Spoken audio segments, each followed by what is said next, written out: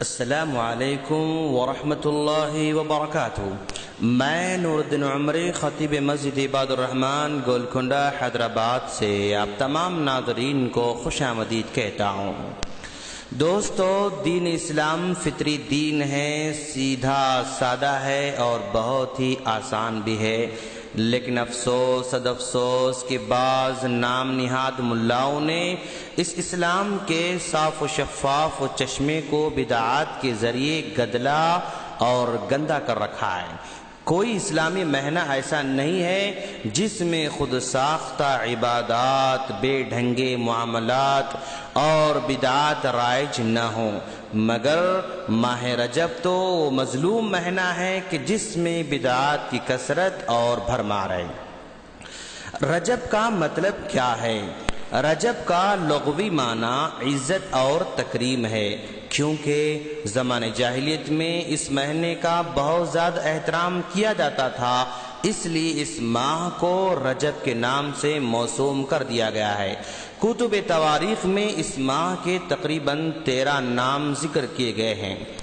ماہ رجب کی فضیلت میں سر انجام دیے جانے والے بعض اعمال کے متعلق بہت سی روایت ملتی ہیں، جن کو ہم آسانی کے لیے 3 اقسام میں تقسیم کر سکتے ہیں۔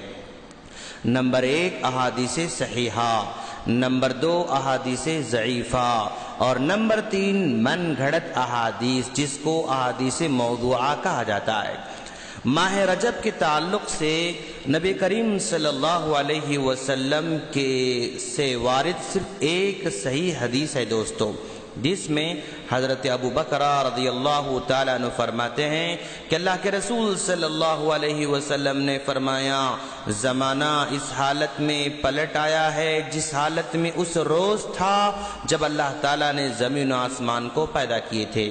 سال میں 12 مہینے ہیں، ان میں سے 4 حرمت والے ہیں، وہ بھی 3 لگاتار ہیں، ذوالقعدہ، ذوالحجہ، محرم، اور چوتھا رجب ہے جو جمادی الثانی اور شعبان کے درمیان میں آتا ہے۔ یہ ابو داؤد کی روایت ہے۔ اس صحیح حدیث سے معلوم ہو رہا ہے کہ ماہ رجب حرمت والا مہینہ ہے۔ اس کے علاوہ ماہ رجب کے بارے میں کوئی صحیح حدیث موجود نہیں ہے۔ چلیے ہم دیکھتے ہیں ماہ رجب کے تعلق سے کیا کیا ضعیف حدیثیں لوگوں میں مشہور ہیں۔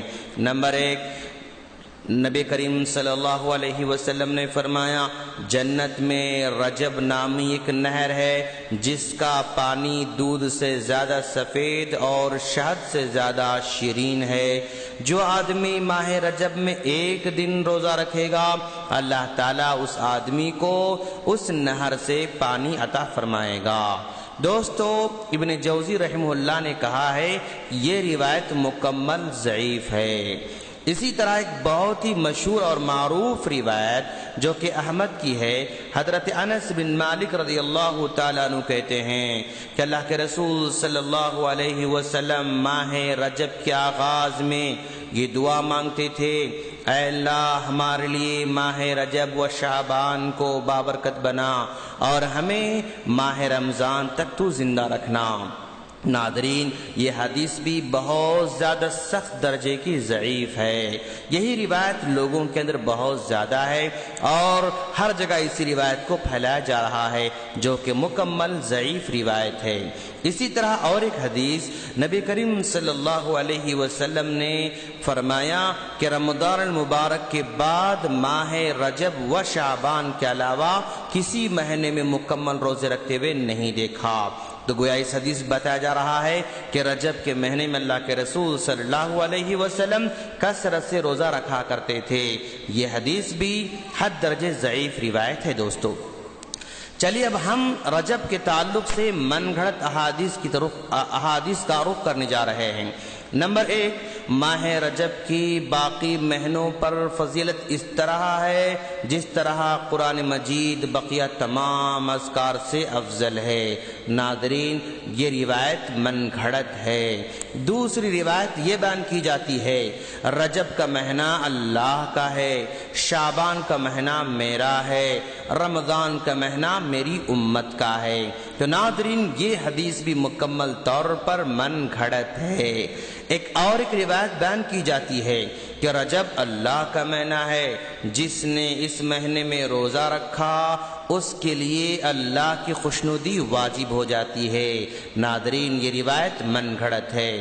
اور ایک روایت بیان کی جاتی ہے جس نے ماہ رجب میں 3 دن روزہ رکھا اس کو پورے ماہ کے روزوں کا ثواب ملتا ہے، اور جو اس ماہ میں 7 دن تک روزہ رکھا اس پر جہنم کے 7 دروازے بند کر دیے جاتے ہیں۔ ناظرین، یہ حدیث بھی من گھڑت ہے، موضوع ہے۔ اور ایک روایت بیان کی جاتی ہے کہ جس نے ماہ رجب کے روزے رکھے، 4 رکعت نماز ادا کی، اس شخص کو اس وقت تک موت نہیں آئے گی جب تک وہ جنت میں اپنا مقام نہ دیکھ لے۔ ناظرین، یہ حدیث بھی مکمل من گھڑت ہے۔ تو آپ کو سمجھ میں آیا ہوگا کہ رجب کے تعلق سے صرف ایک حدیث صحیح ہے جس میں رجب کے حرمت والا مہینہ قرار دیا گیا ہے، دوسرے بہت ساری ضعیف حدیثیں ہیں، اور تیسری قسم موضوعات ہیں، من گھڑت ہیں۔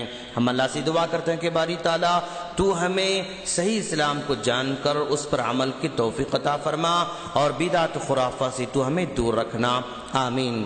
دوستو، اگر آپ کو ہمارے آڈیوز اور ویڈیوز ڈائریکٹ چاہیے تو ہمارے اس نمبر پر ریکویسٹ بھیجیں 0091393911383991۔